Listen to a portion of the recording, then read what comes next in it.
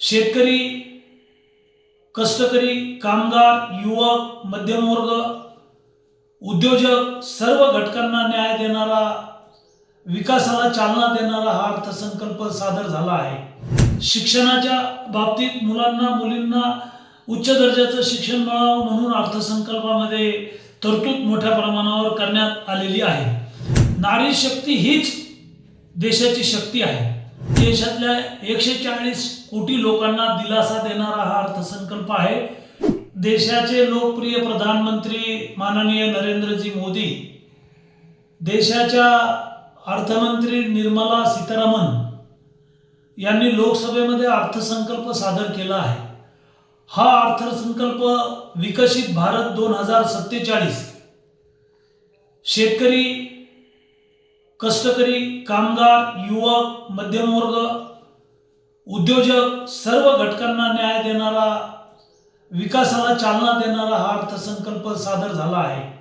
कृषी क्षेत्रामध्ये आधुनिक तंत्रज्ञानाचा, एआयचा आधारित सेवा, सिंचन वाढवणे, शेतीला पाणी मिळवून देणे, शेतकऱ्यांचं उत्पन्न दुप्पट करणे, यासाठी मध्यम प्रकल्प, यासाठी लघु प्रकल्प, साठवण तलाव निर्माण करणे आणि शेतीला अधिक पाणी देऊन शेतीचं उत्पन्न दुप्पट करणे, उद्योग धंद्यांना, कारखान्याला पाणी उपलब्ध करून देणे, रोजगारांच्या बाबतीत कौशल्य विकासाचं प्रशिक्षण देशभरामध्ये देणं, तरुण मुलं आहेत, मुली आहेत, कौशल्य विकासाचं प्रशिक्षण देऊन, त्यांना ट्रेनिंग देऊन, त्यांना बँकेचं कर्ज देऊन स्वतःच्या पायावर छोटे मोठे उद्योग उभारण्यासाठी मदत करणं, यासाठी हा अर्थसंकल्प अतिशय महत्त्वाचा अर्थसंकल्प आहे।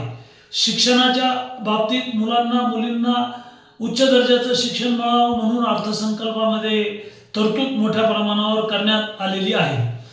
देशातले राष्ट्रीय महामार्ग आहेत, राज्यमार्ग आहेत, याचं जाळं निर्माण करणे, रेल्वेचं जाळं निर्माण करणे, महिला उद्योजक तयार करणे, बचत गटांना कर्ज मंजूर करून देणे, नारी शक्ती हीच देशाची शक्ती आहे। महागाईवर नियंत्रण ठेवणे, मध्यमवर्गीयांना दिलासा मिळेल आणि देशातल्या 140 कोटी लोकांना दिलासा देणारा हा अर्थसंकल्प आहे। विकासाला चालना देणारा अर्थसंकल्प आहे। महाराष्ट्राच्या 13 कोटी जनतेच्या वतीनं देशाचे पंतप्रधान माननीय नरेंद्रजी मोदी यांचे मी मनापासून आभार मानतो की त्यांनी महाराष्ट्राला जे झुकतं माप दिलेलं आहे। धन्यवाद।